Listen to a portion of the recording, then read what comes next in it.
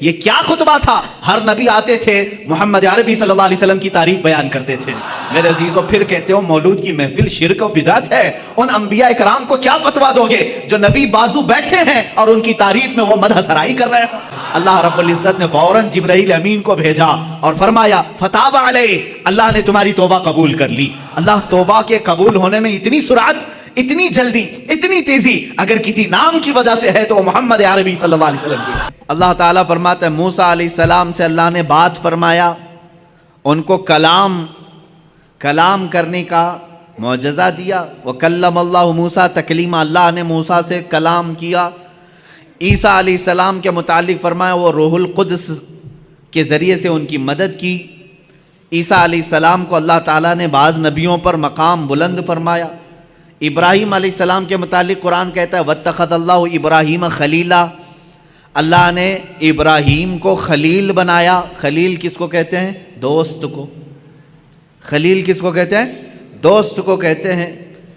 اسی طرح بعض انبیاء کرام علیہ السلام کے متعلق قرآن میں آیا ہے، اور ہم جب انبیاء کے نام لیتے ہیں تو دیکھیں میں آپ کو گناتا ہوں۔ سیدنا آدم صفی اللہ کہتے ہیں، اللہ کے وہ صفی ہیں۔ سیدنا نوح نجی اللہ کہتے ہیں، اللہ کے وہ نجی ہیں۔ حضرت ابراہیم علیہ السلام کے نام کے ساتھ سیدنا ابراہیم خلیل اللہ، سیدنا اسماعیل ذبیح اللہ، سیدنا موسیٰ کلیم اللہ، سیدنا داؤد خلیفۃ اللہ، سیدنا عیسیٰ روح اللہ۔ اللہ کے یہ کچھ نہ کچھ ہیں، کوئی اللہ کا صفی ہے، کوئی اللہ کا نجی ہے، کوئی اللہ کا خلیل ہے، کوئی اللہ کا ذبیح ہے، کوئی اللہ کا صدیق ہے، کوئی اللہ کا خلیل ہے، کوئی اللہ کا روح ہے۔ لیکن جب میرے آقا صلی اللہ تعالیٰ علیہ وسلم کے لیے اللہ نے فرمایا تو کیا فرمایا؟ محمد صلی اللہ تعالیٰ علیہ وسلم حبیب اللہ۔ یہ کیا ہے؟ اللہ کے حبیب۔ ایک ورڈ ایسا ہے حبیب کا جو کسی دوسرے نبی کے لیے نہیں آیا۔ حبیب کسے کہتے ہیں؟ خلیل دوست ہو گیا، صفی چنا ہوا، نجی شرافت میں ہے، اور دیگر انبیاء کی جو صفات ہیں وہ اپنی جگہ پر ہے۔ حبیب کہتے ہیں محبت کا وہ درجہ جس کو اعلیٰ حضرت رحمۃ اللہ تعالیٰ علیہ نے اپنے شعر میں یوں فرمایا، میں تو مالک ہی کہوں گا کہ ہو مالک کے حبیب۔ میں تو مالک ہی کہوں گا آپ کو یا رسول اللہ، میں تو آپ کو مالک ہی کہوں گا کہ ہو آپ مالک کے حبیب، کیونکہ جو حبیب ہوتا ہے اور جو محب ہوتا ہے دونوں کے درمیان کیا معاملہ ہوتا ہے؟ مثال کے طور پر میں اگر کسی سے محبت کر رہا ہوں تو محبت کا تقاضا یہ ہے کہ یہ میرا موبائل ہے، یہ میرا ہے، لیکن جب میرا حبیب سامنے ہوگا تب میں یہ نہیں کہوں گا یہ میرا ہے۔ یہاں میرا تیرا نہیں ہوتا، جو میرا ہے وہ اس کا ہے، جو اس کا ہے وہ میرا ہے۔ حبیب میں یہ نسبت ہوتی ہے، خلیل میں نہیں، صدیق میں نہیں، حبیب میں یہ نسبت ہوتی ہے، جو میرا ہے وہ میرے حبیب کا ہے، اور جو حبیب کا ہے وہ میرا ہے۔ اب اعلیٰ حضرت کا شعر پڑھو تو سمجھ میں بھی آئے اور مزہ بھی آئے۔ فرماتے ہیں میں تو مالک ہی کہوں گا یا رسول اللہ کہ ہو آپ مالک کے حبیب، یعنی محبوب و محب میں نہیں میرا تیرا، محبوب و محب میں نہیں میرا تیرا، اس میں میرا تیرا نہیں ہوتا۔ تو جہاں حبیب کی بات آتی ہے وہاں میرا اور تیرا نہیں ہوتا۔ عزیزان گرامی وقار، حضور پاک صلی اللہ تعالیٰ علیہ وسلم کی افضلیت اس سے ہے کہ آپ کو صرف مخلوق میں یعنی عام انسانوں میں افضل اللہ نے نہیں بنایا، بلکہ انبیاء کرام علیہ السلام میں بھی افضل بنایا۔ اتنا ہی نہیں بلکہ رسول اعظام اور فرشتگان جو اللہ کے مقرب فرشتے ہیں ان سے بھی افضل بنایا۔ حضور صلی اللہ تعالیٰ علیہ وسلم کو ان سے بھی افضل بنایا۔ یہ باقی رہے مخلوقات، جنات ہوں، حیوانات ہوں، یہ تمام چیزیں اپنی جگہ پر، لیکن اللہ کے جو مقرب فرشتے ہیں، جو حاملان عرش ہیں، اللہ کے عرش کو اٹھائے ہوئے ہیں، جو نبیوں تک پیغام لانے والے ہیں، جو پورے کائنات کے لیے آسمان سے بارشیں برسانے اور پانی پہنچانے کا نظام سنبھالتے ہیں، ان تمام ملائکہ سے اللہ تعالیٰ نے اپنے نبی کو مکرم بنایا، معظم پیدا فرمایا، افضل بنایا ہے۔ اس کی کئی دلیلیں اور کئی مثالیں میں آپ کو بتا دوں۔ حضور پاک صلی اللہ تعالیٰ علیہ وسلم کی افضلیت دیکھیں، اعلیٰ حضرت رحمۃ اللہ تعالیٰ علیہ کے اشعار یہاں پر ہمیں بار بار یاد آتے ہیں۔ وہ جہنم میں گیا جو ان سے مستغنی ہوا۔ مستغنی کہتے ہیں جو یہ کہے نہیں مجھے رسول کی کوئی ضرورت نہیں، مستغنی کہتے ہیں اس کو، کہتے ہیں جو یہ کہے بے نیاز ہوں میں۔ وہ جہنم میں گیا جو ان سے مستغنی ہوا، ہے خلیل اللہ کو حاجت رسول اللہ کی۔ انبیاء کرام علیہ السلام کو رسول اللہ کی حاجت رہی ہے۔ کیسے؟ اب شروع سے چلتا ہوں میں۔ سب سے پہلے انسان، سب سے پہلے نبی، سب سے پہلے رسول آدم علیہ الصلاۃ والتسلیم ہے۔ جب آدم علیہ الصلاۃ والتسلیم کی پیدائش ہوئی، ولادت ہوئی، تو جانتے ہیں آپ ولادت کے احوال اور قوائف پڑھیں تو تفاسیر میں یہ بات ملتی ہے کہ زمین سے مختلف علاقوں کی مٹی لائی گئی، فرشتوں نے لا کر کے گوندھا، جنت کے پانی سے اسے گوندھا گیا، اور اس کے بعد ایک شکل بنائی گئی۔ شکل بنانے کے بعد یہ تو جسم کی شکل ہوئی، اللہ رب العزت نے اب اس میں روح ڈالنی تھی۔ روح کیا چیز ہے؟ قرآن میں اللہ تعالیٰ نے فرمایا روح جو ہے یہ اللہ کا نور ہے، اللہ کا امر ہے۔ یسألونک عن الروح قل الروح من امر ربی، اللہ نے فرمایا کہ روح جو ہے اللہ کا حکم ہے یا اللہ کا نور ہے۔ نور جب یہ جسم میں ڈالنا ہوا، کس میں؟ آدم علیہ السلام کے جسم پاک میں، جس کو فرشتوں نے گوندھا تھا مٹی سے اور پانی سے، اور اس کو آگ سے تپا کر کے گرم کیا گیا تھا، 4 عناصر اس کے اندر رکھے گئے تھے۔ اب آدم علیہ السلام کے روح ڈالنی تھی جسم کے اندر، تو بزرگان دین نے لکھا ہے کہ روح کو ڈالا گیا، روح باہر آ گئی، کیونکہ روح نور ہے اور جسم مٹی سے بنا ہوا اندھیرا ہے۔ اندھیرا اور نور ایک جگہ جمع نہیں ہوتے، نور آیا تو اندھیرا نہیں ہوگا، اور اندھیرا ہے تو اس کا مطلب نور نہیں ہے۔ روح کا اور جسم کا ملاپ کیسے ہو؟ روح باہر آئی، پھر ڈالا گیا، وہ باہر آئی، روح کہنے لگی کہ مولا اس میں گھبراہٹ ہے، اندھیرا ہے، روح کو اس میں قرار پانا ہے۔ بزرگان دین ائمہ تفاسیر نے لکھا ہے کہ اللہ تعالیٰ نے روح کو اس کے اندر قرار رکھنے کے لیے آدم علیہ السلام کی پیشانی میں نور محمدی کو رکھا، مصطفیٰ کریم صلی اللہ تعالیٰ علیہ وسلم کے نور پاک کو رکھا، اور پھر روح کو ڈالا گیا۔ آدم علیہ السلام کے جسم پاک میں روح آئی، آپ کو پہلی مرتبہ ایک چھینک آئی، اور آپ نے الحمدللہ کہا، یہاں سے ہے انسان کے سانس لینے کی ابتدا۔ میرے عزیزو، کائنات پہ سب سے پہلا انسان جو روح والا بنا اور سانس لینے کے قابل بنا، تو میں یہ کہتا ہوں کہ وہ نور محمدی کے صدقے میں سانس لیا ہے۔ سانس لیا ہے کس کی بدولت؟ نور محمدی کے بدولت۔ مصطفیٰ کریم صلی اللہ تعالیٰ علیہ وسلم کا نور پاک آدم علیہ السلام کی پیشانی میں رکھا گیا۔ اب یہ نور جو ہے منتقل ہوتے ہوئے میرے آقا صلی اللہ علیہ وسلم کے والد ماجد تک آیا ہے۔ انشاءاللہ العزیز جب موقع آئے میلاد پاک کا، میں اس نور کے منتقل ہونے کی کیفیت کو بھی عرض کروں گا۔ آدم علیہ الصلوۃ والتسلیم کی بیداری کس کی بدولت؟ نور محمدی کی بدولت۔ جب آپ بیدار ہوئے، اتنا ہی نہیں، جلوہ محمدی کو کہاں کہاں دیکھو، جہاں دیکھا وہاں پایا۔ آدم علیہ السلام جب بیدار ہوئے، فرشتوں کو حکم ہوا کہ انہیں سجدہ کرو، فرشتے سجدہ کیے، ابلیس انکار کیا، مردود ہوا، اور اس کے بعد آدم علیہ الصلوۃ والتسلیم کو جنت میں ٹھہرایا گیا۔ آدم علیہ السلام جنت کے ہر دروازے کو دیکھتے، ہر دیوار کو دیکھتے، فرماتے ہیں ہر دروازے پر، ہر دیوار پر لکھا ہوا تھا لا الہ الا اللہ احمد رسول اللہ۔ آسمانوں میں میرے نبی کا نام کیا ہے؟ احمد ہے، زمینوں میں میرے آقا کا نام محمد ہے۔ عزیزان گرامی، آدم علیہ السلام نے جگہ جگہ پر کیا نام دیکھا؟ حضور پاک صلی اللہ علیہ وسلم کا نام رب ذوالجلال کے نام کے ساتھ۔ اب سنیے، یہ خیال آپ کے دل میں تھا، سوال بھی کیا آپ نے مولا سے، اے رب ذوالجلال، تیرے نام کے ساتھ یہ ایک دوسرا نام کس کا ہے؟ اللہ رب العزت نے فرمایا وہ میرے حبیب کا نام ہے۔ وہ کہاں رہتا ہے؟ اللہ نے فرمایا وہ تو تیری ہی نسل میں بآخری زمانے میں پیدا ہوگا۔ یہ بات آئی گئی، آدم علیہ الصلوۃ والتسلیم کو اللہ تعالیٰ نے جنت میں ٹھہرانے کے بعد حکم فرمایا تھا آپ کے جسم پاک سے حوا کو پیدا کیا گیا، اور اس کے بعد حکم ہوا کہ تم دونوں جنت میں ٹھہری رہو، لیکن ایک درخت تھا جنت میں جس کے قریب جانے سے اللہ نے منع فرمایا تھا، لا تقربا هذه الشجرہ، اس درخت کے قریب مت جانا۔ اللہ بہتر جانتا ہے وہ کیا حکمت تھی اس درخت کے متعلق، بڑے الگ الگ اقوال ہیں وہ کون سا درخت تھا، کس پھل کا درخت تھا، لیکن بس اتنا تھا کہ اللہ نے وہاں جانے سے منع کیا تھا۔ ابلیس جو کہ شیطان ہو چکا تھا، اللہ نے اسے راندہ بارگاہ کر چکا تھا اور مردود بنا دیا تھا۔ ابلیس کا کام یہ تھا کہ وہ چیلنج کر دیا تھا اپنے رب تعالیٰ سے کہ میں اب آدم اور اس کی پوری اولاد کو گمراہ کرتا رہوں گا۔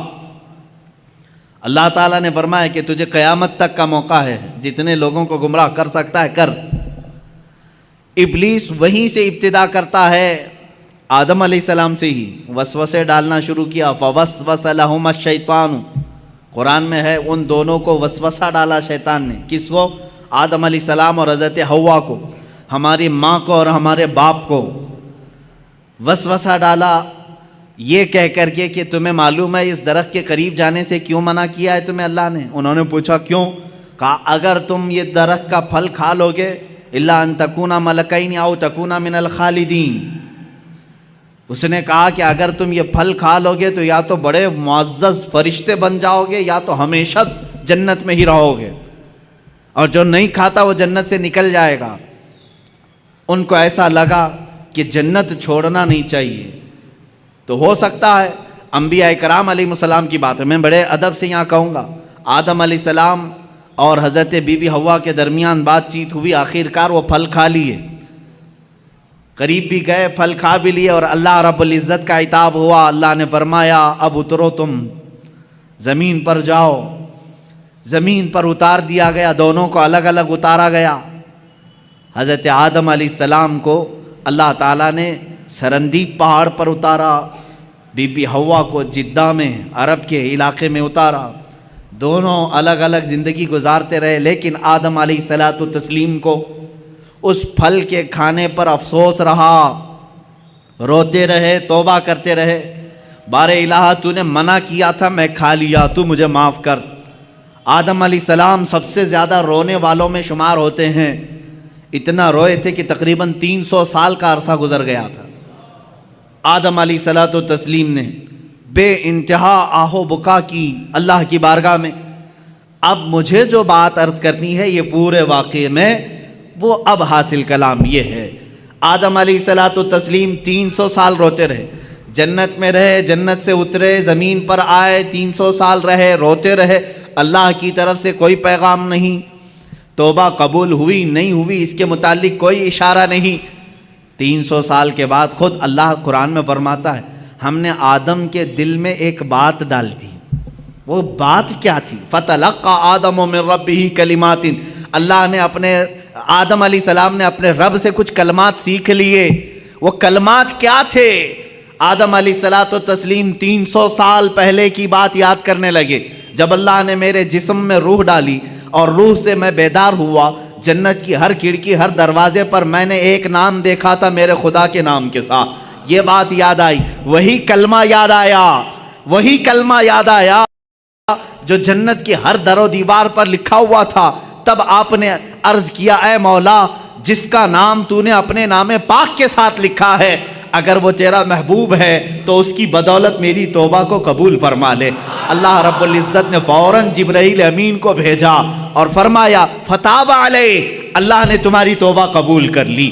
اللہ توبہ کے قبول ہونے میں اتنی سرعت، اتنی جلدی، اتنی تیزی اگر کسی نام کی وجہ سے ہے تو محمد عربی صلی اللہ علیہ وسلم کی۔ قرآن نے یہی کہا ہے اگر اے مومنو اگر تم اپنی جانوں پر ظلم کر لو، گناہ ہو جائے تو کہاں آؤ؟ قرآن میں ہے مسجد میں آؤ نہیں، کعبے میں آؤ نہیں، اے مومنو تم میرے رسول کے پاس آؤ، جاؤکا، اے رسول یہ تمہارے پاس آ جائیں، اور اگر آپ ان کے لیے سفارش کر دیں تو اللہ ان کی توبہ قبول کرے گا۔ اب اندازہ کریں آدم علیہ السلام کی توبہ قبول ہوئی، برکت کس کی تھی؟ محمد عربی صلی اللہ علیہ وسلم کی۔ مصطفیٰ کریم صلی اللہ تعالیٰ علیہ وسلم کا نام پاک آپ نے لیا اور دعا قبول ہوئی۔ اب سنیے ایک اور مزے کی بات، بعض روایات میں یہ بات ملتی ہے کہ آدم علیہ السلام خوش ہوئے، جبرائیل آئے جنت سے پیغام لے کر، اللہ تعالیٰ نے آپ کی توبہ قبول فرمائی۔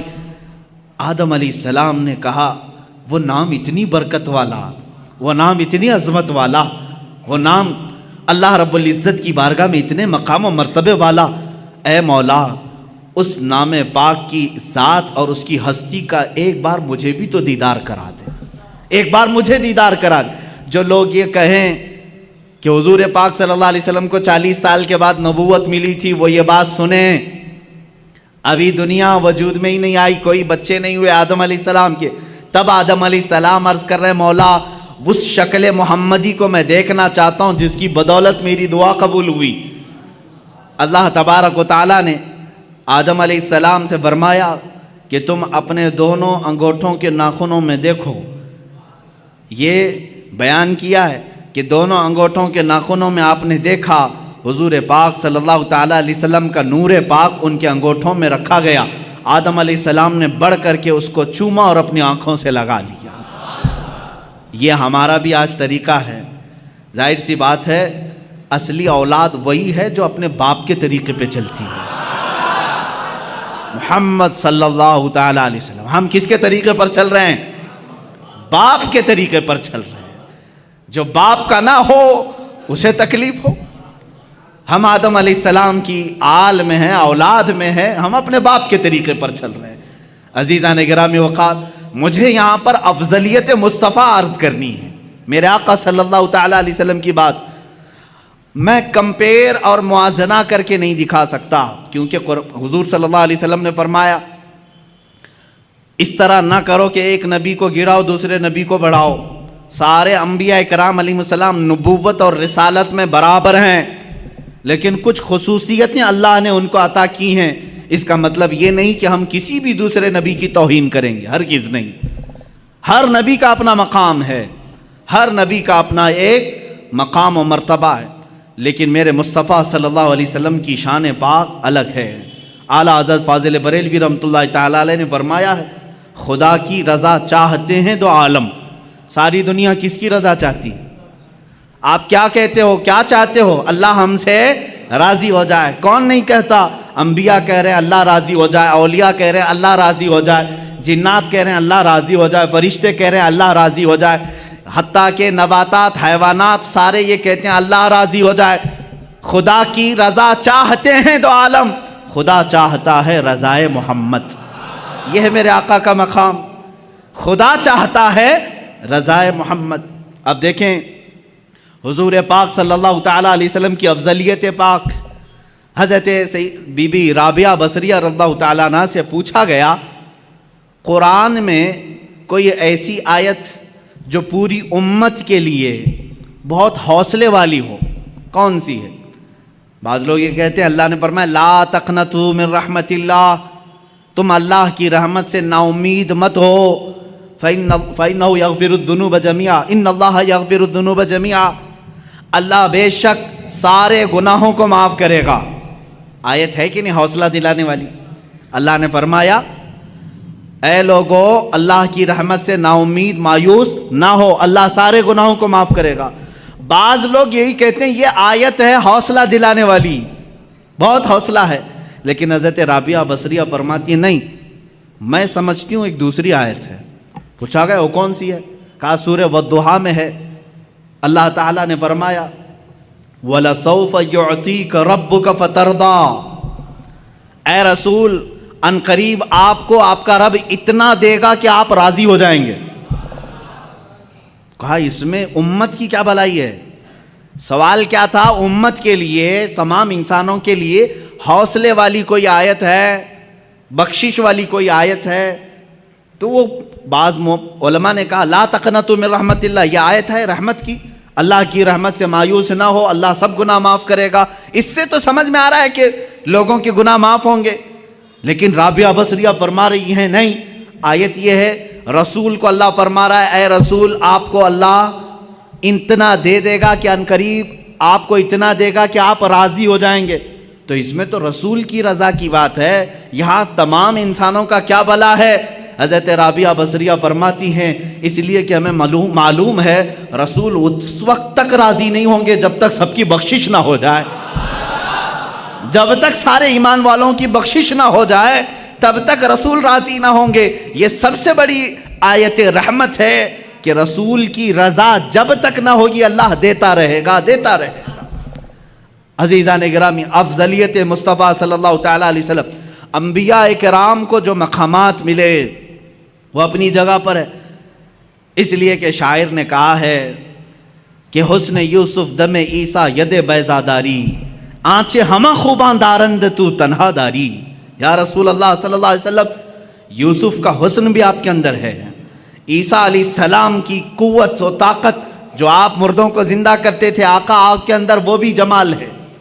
حسن یوسف دم عیسیٰ ید بیضا، عیسیٰ علیہ السلام کی قوت اور موسیٰ علیہ السلام کے معجزوں کا کمال بھی آپ کے اندر ہے۔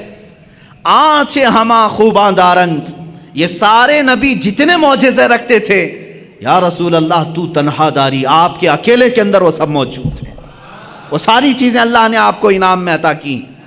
میں تفصیل سے اگر بتاتا چلوں تو سارے معجزات ایک الگ عنوان ہے، انشاءاللہ 12 روز کے اندر معجزات مصطفیٰ بھی میں عرض کروں گا، لیکن اولیاء انبیاء کرام علیہ السلام میں افضلیت جس رسول کو حاصل ہے وہ میرے آقا صلی اللہ علیہ وسلم کی شان۔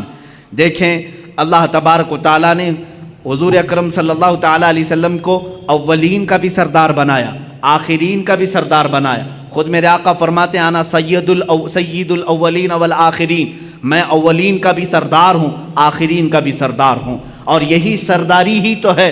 سب سے بڑی افضلیت کہاں ثابت ہوتی ہے؟ اس وقت جب اللہ رب العزت معراج میں اپنے حبیب کو بلا رہا ہے، ایک طرف لن ترانی ہے، ایک طرف لن ترانی قرآن میں آئی ہوئی آیت میں بتا رہا ہوں۔ موسیٰ علیہ السلام اللہ رب العزت کی بارگاہ میں بار بار یوں عرض کر رہے تھے ربی ارینی، اے اللہ تو مجھے اپنا جلوہ دکھا دے، اے اللہ تو مجھے اپنا دیدار کرا دے۔ اللہ فرماتا ہے لن ترانی، اے موسیٰ تو ہرگز مجھے نہیں دیکھ سکے گا۔ لن عربی میں تاکید کے لیے آتا ہے، نفی تاکید، کہ تم ہرگز نہیں دیکھ سکو گے۔ کس کو کہا جا رہا ہے؟ موسیٰ علیہ السلام۔ آپ نے بار بار اصرار کیا تو اللہ تعالیٰ نے فرمایا ٹھیک ہے، کوہ طور پر آ جاؤ، کوہ طور پر آ جاؤ، نالین نیچے اتارو۔ موسیٰ علیہ السلام کو کیا کہا جا رہا ہے؟ نالین چپل اپنے نیچے اتارو، کوہ طور پر آؤ، اور اللہ رب العزت اپنی پوری ذات نہیں اپنی ایک تجلی کا اظہار تم پر کرے گا، اگر دیکھ سکو تو دیکھ لو، اس کے بعد دوسری منزلیں ہوں گی۔ قرآن کی آیت ہے 9ویں پارے کی، اللہ فرماتا ہے فلما تجلی ربہ للجبل جعلہ دکا وخر موسیٰ صعقا۔ اللہ تعالیٰ نے حکم فرمایا موسیٰ سامنے والے پہاڑ کی طرف دیکھتے رہو، اس درخت کی طرف جو پہاڑ کے اوپر ہے، اس درخت پر اللہ رب العزت نے اپنے جمال کی جلال کی تجلیات میں سے سوئی کے ناکے سے بھی کم، سوئی کا ناکہ ہوتا کتنا ہے؟ بہت چھوٹا سا، سوئی کی انی، اس سے بھی کم حصہ اپنی تجلی کا، اپنی نور کا ظاہر فرمایا۔ قرآن کہتا ہے جعلہ دکا، پورا پہاڑ زلزلہ میں تبدیل ہوا، زلزلے میں آ گیا، پورا پہاڑ جل گیا۔ وخر موسیٰ صعقا، اور غش کھا کر کے موسیٰ علیہ السلام زمین پر گر گئے، غش کھا گئے، دیکھ نہیں سکے کس چیز کو؟ جو سوئی کے ناکے کے برابر رب ذوالجلال کی تجلی تھی۔ فلما افاق قال سبحانک تبت الیک، جب وہ بیدار ہوئے، موسیٰ علیہ السلام نے کہا اے اللہ تیری بلندی ہو، تیری پاکی ہو، میں رجوع کرتا ہوں اپنی اس بات سے جو پہلے کہہ رہا تھا کہ اللہ تو مجھے دکھا دے۔ پھر دوبارہ انہوں نے یہ بات نہیں کہی کہ اے اللہ تو مجھے دکھا دے، اے اللہ تو مجھے اپنا دیدار کرا دے۔ یہ تو موسیٰ علیہ الصلوۃ والتسلیم کی شان ہے، کیونکہ اللہ تعالیٰ نے فرمایا کسی بشر میں یہ طاقت نہیں کہ وہ براہ راست اپنے رب کو دیکھ سکے، کسی بشر کے اندر یہ آنکھیں دی نہیں گئیں کہ وہ براہ راست اپنے پیدا کرنے والے خالق کو دیکھ سکے۔ لیکن یہی معاملہ جب میرے آقا کے ساتھ ہوا، 26 رجب المرجب ہے، اللہ کے حبیب صلی اللہ تعالیٰ علیہ وسلم اپنے دولت قدے پر حضرت ام ہانی کے گھر پر آرام فرما رہے ہیں، جبرائیل امین آئے اور آ کر کے میرے آقا صلی اللہ تعالیٰ علیہ وسلم کو بیدار کر رہے ہیں۔ تو بیداری کا طریقہ بھی بتایا گیا ہے. انہوں نے اپنی پیشانی حضور کے تلووں سے لگائی. ٹھنڈک سے آپ بیدار ہوئے. پوچھا جبرائیل اس وقت آنا کس بات کا ہے؟ جبرائیل نے کہا اللہ تعالیٰ آپ کو آسمانوں کی سیر کرانا چاہتا ہے. جنت، دوزخ، عرش، کرسی، لوح و قلم کے دیدار کرانا چاہتا ہے. اے رسول گرامی وقار، آج آپ کی معراج کا وقت ہے، آپ کی معراج کی شب ہے. اللہ تعالیٰ آپ کو اپنی زیارت کرانا چاہتا ہے. حضرت جبرائیل امین نے جب یہ کہا، حضور اکرم صلی اللہ تعالیٰ علیہ وسلم اٹھے، بیدار ہوئے اور وہاں سے مسجد حرم شریف تشریف لے گئے. براق آپ ہی کے لیے بنائی گئی سواری، اس پر اس سے پہلے نہ کوئی سوار ہوا نہ ان کے بعد کوئی سوار ہوا. یہ حضور کی خصوصیات میں سے ہے. براق کی تیز رفتاری ایسی تھی جہاں تک ایک نگاہ پہنچتی ہے وہاں اس کا پہلا قدم ہوتا تھا. براق کی تیز رفتاری. رسول کریم صلی اللہ تعالیٰ علیہ وسلم اس پر جلوہ فرما ہو کر آسمانوں کے سفر پر گئے. لیکن اس سفر میں میرے آقا کی افضلیت تمہیں جگہ جگہ میں بتاؤں. اللہ اکبر. حرم پاک سے مسجد اقصیٰ تک کا سفر تو قرآن میں اللہ نے بیان کیا ہے. سبحان الذی اسری بعبدہ لیلا من المسجد الحرام الی المسجد الاقصیٰ. پاک ہے وہ ذات جس نے اپنے بندے کو رات کے ایک چھوڑے سے وقت میں مسجد حرم سے مسجد اقصیٰ تک کا سفر کرایا. مسجد اقصیٰ کسے کہتے ہیں؟ بیت المقدس جو فلسطین میں ہے، جو ہمارا قبلہ اول ہے. پہلے ہم اسی کی طرف منہ کر کے نماز پڑھتے ہیں. حضور پاک صلی اللہ تعالیٰ علیہ وسلم مسجد اقصیٰ گئے تو سفر کے درمیان یہاں مسجد اقصیٰ آنے کا کیا مطلب ہے، کیا وجہ ہے؟ یہاں آئے حضور پاک صلی اللہ تعالیٰ علیہ وسلم تو دیکھا آپ تنہا نہیں تھے. آدم علیہ السلام سے لے کر عیسیٰ علیہ السلام تک جتنے نبی دنیا میں آئے سب کے سب وہاں جمع تھے، سب کے سب جمع تھے. حضور پاک صلی اللہ علیہ وسلم جیسے ہی تشریف لائے سبوں نے حضور اکرم صلی اللہ علیہ وسلم کا استقبال کیا. اللہ کے حبیب صلی اللہ تعالیٰ علیہ وسلم پیدا ہونے کے اعتبار سے سب سے آخری زمانے میں آئے ہیں، لیکن جب مسجد اقصیٰ میں گزر رہے تھے تو سب سے آگے مصلی پر آپ تشریف فرما تھے. سب سے پہلے آپ مصلی پر تشریف لے گئے. آپ نے انبیاء کرام علیہ السلام کی امامت فرمائی. اب یہ ایک الگ نماز ہے، جبکہ نماز تو معراج کے بعد ہم کو ملی. وہ نماز انبیاء کی مخصوص نماز تھی، وہ تو صرف میرے آقا کی امامت دکھانی مقصود تھی. اس نماز کو نہ میں جمعہ سے تشبیہ دے سکتا ہوں نہ عید سے تشبیہ دے سکتا ہوں، اس لیے کہ نہ دنیا میں ایسی کوئی نماز ہوئی ہے نہ ہوگی جس کا امام سید الانبیاء اور مقتدی سارے رسول، سارے انبیاء. ایسی نماز کہاں؟ وہ خود اپنی اپنی شریعتوں کے مالک، اپنی اپنی امتوں کے آقا، لیکن آج میرے نبی کی اقتداء میں مقتدی بنے ہوئے تھے. لیکن اس نماز کا ایک الگ حال ہے. حضور نے امامت فرمائی. امام ہی خطبہ دیتا ہے یا نہیں؟ جمعہ میں جو نماز پڑھایا وہی خطبہ دے رہا ہے، عید میں جو نماز پڑھایا وہی خطبہ دے رہا ہے. لیکن اس نماز کا حال ایسا نہیں تھا. حضور نے امامت تو فرمائی، خطبہ سب سے پہلے آدم علیہ السلام نے دیا، پھر ابراہیم علیہ السلام نے دیا، پھر اسماعیل علیہ السلام نے دیا، پھر موسیٰ علیہ السلام نے دیا، پھر عیسیٰ علیہ السلام نے دیا. کئی انبیاء کرام علیہ السلام خطبہ دے رہے تھے. یہ کیا خطبہ تھا؟ ہر نبی آتے تھے محمد عربی صلی اللہ علیہ وسلم کی تعریف بیان کرتے تھے. میرے عزیزوں، پھر کہتے ہو مولود کی محفل شرک و بدعت ہے. ان انبیاء کرام کو کیا فتویٰ دو گے جو نبی بازو بیٹھے ہیں اور ان کی تعریف میں وہ مدح سرائی کر رہے ہوں؟ حضور پاک صلی اللہ تعالیٰ علیہ وسلم کی تعریف بیان کرنا، یہی تو مولود کی محفل ہے، یہی تو میلاد کی محفل ہے. میلاد کی محفل میں مجھے بتاؤ کیا گانے بجانے ہوتے ہیں، کیا ڈھول باجے ہوتے ہیں؟ یہاں سیرت مصطفیٰ بیان کی جا رہی ہے. یہی تو ہم بیان کر رہے ہیں. اللہ کے نبی سب سے اعلیٰ ہیں، سب سے افضل ہیں، سب سے اشرف ہیں، سب سے اکرم ہیں. حضور کی تعریف بیان کرنا یہ تو معراج کے سفر میں انبیاء کی بھی سنت ہے. مسجد اقصیٰ میں سارے نبیوں نے خطبہ دیا. وہ کتنا وقت لگا ہوگا اللہ ہی بہتر جانے، اللہ ہی بہتر جانے. نبیوں کی طاقت و قوت اپنی جگہ پر، اس کو آپ گیس نہیں کر سکو گے. اللہ نے نبیوں کو کیا طاقت دی ہے، کون سی قوت ہے. یہاں لوگ حضور کی طاقت ناپنے کی کوشش کر رہے ہیں، دوسرے نبیوں کی طاقت ان کا اندازہ نہیں کر سکو گے. نماز ادھر پڑھائی، جلسہ ختم ہوا، حضور پاک صلی اللہ علیہ وسلم پھر سفر پر روانہ ہوئے. کہاں؟ اب آسمانوں کا سفر تھا. جبکہ فرمایا گیا ہے آسمانوں کا سفر براق پر، اور وہ بھی تیز رفتار براق۔ لیکن حدیث میں یہ ملتا ہے میرے آقا صلی اللہ تعالیٰ علیہ وسلم پہلے آسمان پر جب پہنچے، دروازہ کھٹکھٹایا گیا، آسمان کا دروازہ ہے، یہ اللہ بہتر جانے، فرشتوں نے دروازہ کھولا، اور جیسی پہلے آسمان پر آپ گئے، میرے آقا فرماتے میں نے آدم علیہ السلام سے ملاقات کی۔ کس سے؟ آدم علیہ السلام سے ملاقات کی۔ آدم علیہ السلام وہاں استقبال کے لیے تھے۔ ہر آسمان پر اللہ کے نبی صلی اللہ علیہ وسلم نے ایک ایک نبی سے ملاقات کی، حضرت یوسف علیہ السلام سے، حضرت عیسیٰ علیہ السلام سے، ساتویں آسمان پر حضرت ابراہیم علیہ السلام تھے۔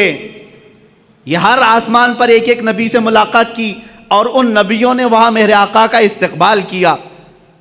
کہیں دہن کے گھوڑے دوڑاؤ تو ادھر کے ادھر ہو جاؤ گے، خیالات اور اپنی عقل کو دوڑاؤ گے تو ادھر کے ادھر ہو جاؤ گے۔ مولانا ابھی تو آپ کہہ رہے تھے رسول سارے نبیوں کی امامت کر رہے تھے، اور ابھی آپ کہہ رہے ہیں کہ وہاں آسمانوں پر مل رہے تھے، بات تو ہے نا؟ ہاں تو مجھے تو ظاہر واضح کرنا ہی پڑے گا۔ ہاں یقیناً مسجد اقصی میں امامت میرے آقا کر رہے تھے، نبی اقتداء کر رہے تھے، اور آسمانوں میں بھی انبیاء پہنچے تھے حضور پاک صلی اللہ تعالی۔ اب یہاں کہیں ایسی تو بات نہیں کہ حضور کی رفتار دھیمی ہے اور دوسرے نبیوں کی رفتار اور تیز ہے، وہ پہلے پہنچے ہوئے ہیں حضور سے۔ یہ خیال آئے گا، کوئی یہ سوال کرے گا دوسرے رسول تو میرے نبی سے پہلے پہنچ گئے تھے آسمانوں پر، حضور تو بعد میں آئے۔ میرے عزیز، یہ سفر کو تمہیں سمجھنا ہوگا، یہ سفر عام سفر نہیں ہے، عام سفر نہیں ہے، یہ سفر ایسا ہی ہے جیسا کوئی دولہا اپنے گھر سے نکلتا ہے۔ دولہا جب اپنے گھر سے نکلتا ہے، کیونکہ ہم نے شروع سے دیکھا ہے اس سفر کو، دیکھتے ہیں آپ جیسے ہی آپ دولہا بنے، ہمارے ہاں گھوڑوں اور گھوڑیوں کا رواج تو ہے نہیں، یو پی وغیرہ میں آپ جائیں گے تو آج بھی دولہے گھوڑی پر بیٹھتے ہیں سنور کر کے۔ ہاں آپ وہ گھوڑی پر بیٹھتے ہیں اور آپ یہاں گاڑی پر بیٹھتے ہیں، بات ایک ہی ہے۔ جیسے ہی دولہا سج کر سنور کر تیار ہو کر گھر سے نکلتا ہے، ماں باپ ہوتے ہیں، رشتہ دار ہوتے ہیں، کھڑے رہتے ہیں، بھائی بہن، گھر سے جب دولہا رخصت ہو رہا ہوتا ہے، گاڑی میں بٹھانے سے پہلے اس کا صدقہ اتارا جاتا ہے، اور جب دولہا بہت خوبصورت لگتا ہے، ماں کہتی ہے سبحان اللہ، باپ کہتا ہے سبحان اللہ، بھائی کہتے ہیں سبحان اللہ، کہنا بھی چاہیے، اللہ اس کو نظر سے محفوظ رکھے۔ دولہے کو دیکھ کر کہتے ہیں سبحان اللہ، بہت اچھا لگ رہا ہے، ماشاء اللہ بہت اچھا لگ رہا ہے، کہتے ہیں نہیں؟ اب میرے عزیز، اس سفر کے شروعات میں دولہا جب تیار ہوتا ہے تو رشتہ دار اس کو سبحان اللہ کہتے ہیں، لیکن جب میرے آقا صلی اللہ تعالیٰ علیہ وسلم اپنے گھر سے اٹھائے گئے اور مسجد حرم میں آپ کا سینہ پاک دھویا گیا اور آپ کو سواری پر بٹھایا گیا، اب یہاں نہ کوئی رشتہ دار ہے، میرے آقا صلی اللہ علیہ وسلم تو یتیم تھے، والد بھی نہیں اور والدہ بھی نہیں تھی، اور آپ کے بھائی نہیں تھے، بہنیں نہیں تھیں، اب یہاں اس دولہے کو کون کہے؟ سواری پر بیٹھا ہے۔ تب ہم نے قرآن کے 15ویں پارے کو پڑھا، اللہ فرما رہا ہے سبحان الذی اسریٰ بعبدہ، یہ پارہ ہی یہاں سے شروع ہوتا ہے، کوئی اور نہیں کہے گا، محبوب تمہارا خدا کہے گا سبحان اللہ، پاک ہے وہ ذات جس نے تمہیں سوار کرایا ہے۔ یہ اور شان ہے میرے مصطفیٰ کی، ہم گاڑی پر گھوڑے پر بیٹھیں، رشتہ دار سبحان اللہ کہیں، میرا نبی اگر سواری پر بیٹھے تو اللہ سبحان کہے۔